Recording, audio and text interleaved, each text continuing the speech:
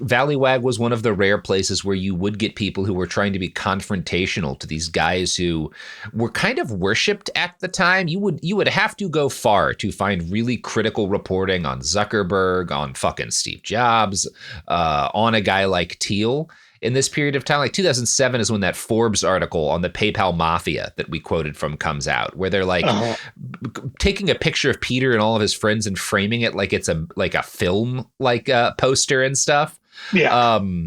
So yeah, I do think that's important context for, like, we don't want to, I'm not like trying to deny how gross a lot of especially today, a lot of like the way Valleywag framed things was, but it is important to note also the value of what they were doing, that like, well, at least they were confronting these guys, and it was 2007. It was a different era. Digital media was new.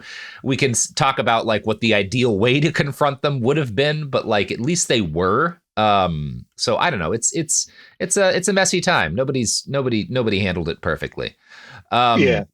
Now, in terms of how Chafkin interprets this, because Chafkin is gives a lot less slack to Peter. His argument is that, like, after this Gawker article comes out, Peter is angry, but at the same but in the same time, he's kind of like liberated by the fact that he's been outed now. And that this is a big part of why he becomes such an open, not just in funding of the far right, but funding of a lot of his weird libertarian pet causes, is now that he has been outed, like, well, maybe it's going to fuck with some of my business in the Middle East, but at least I can be who I am openly now, right? And I think there's a good case to be made for that, because it's after this article comes out that Peter starts, for example, sinking huge amounts of money into seasteading, which is an art idea championed by weird libertarians who wanted to build their own cities independent of the government in the ocean. Peter backs the Seasteading Institute. He starts funding these like guys who are doing like little Burning Man style events, which actually do sound kind of cool, where they're like living in the sea or rivers and stuff for days at a time. And he's funding this libertarian, kind of fail son dude who's a major seasteading advocate.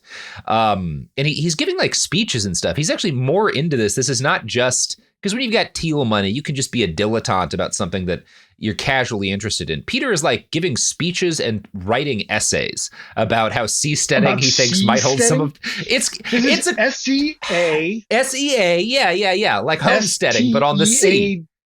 Seasteading, yeah. Look, tell me again how did we get from Peter Thiel is totally gay to Peter Thiel is totally seasteading? Well, Peter Thiel, who has now been revealed as gay, can reveal himself also as a weirdo libertarian and be like, look, I've been outed on this thing that I actually wanted to keep quiet, so I might as well be open about the fact that I think that we can replace governments by living on the ocean and building floating cities. Why not? Again, like, I feel like at every step, it's like, dude, this guy is like stuck in like second semester freshman year. Yeah. It's like he like took some bong hit that like he never quite recovered from. We all took a bong hit we didn't quite recover from, Noah. Let's not judge him for that.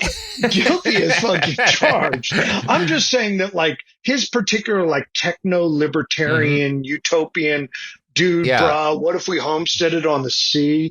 Yeah, and then no government could touch us. We could be pirates. Arr! Are you kidding me?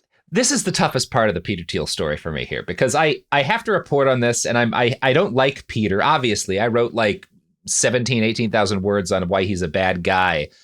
Wait, I also I think this kind of rules. I do think it kind of rules. I don't like it as a political thing. It's like, we're going to replace all the governments.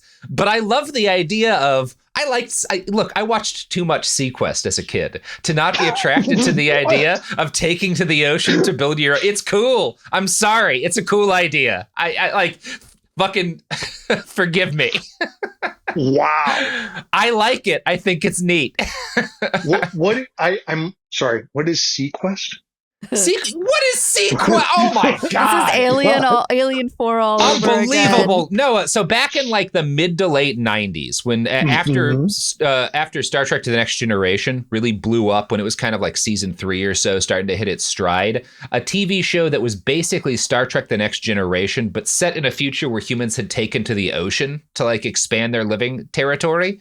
And it was the lead actor, like their Picard, was Roy Scheider, the sheriff from Jaws, and he like ran this giant like submarine city that traveled around and like kept the peace in the underwater frontier. It was a good show. It was a good show. Yeah. Wait, is Jaws on it too?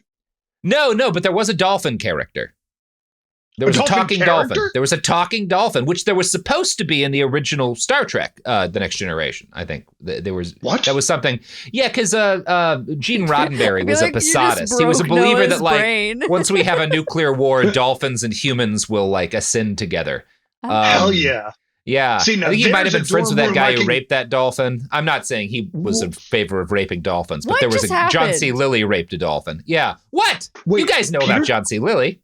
Peter Thiel raped a dolphin? Yes, that is the allegation we're making on Behind the Bastards. Thank you, Noah, for stating it. Because now you and the iHeartRadio Corporation are both on the hook for making that statement. Hey, in for $1, in for a fucking $100 bill. To be honest, I think the guys who think dolphins are equal to human beings, I don't think Peter Thiel cares about dolphins very much. Else he would have different politics. Although dolphins I also don't think he's molested a dolphin. So, some of those pro-dolphin guys did. Where do you stand on molesting dolphins? Email us. Sophie, do we have an email? Technically. Okay, well, I'm not going to read it here. Through the contact page on our website. So we've hit about the point of 2008 or so. Peter is getting into funding seasteading. He's getting more open. He's starting to put out more money to like libertarian causes. Are dolphins allowed on the seastead? If I'm seasteading, yes, dolphins are independent citizens with independent rights, but also they have to abide by our laws, which is going to be hard for some dolphins because some dolphins are scum. But that's a separate question.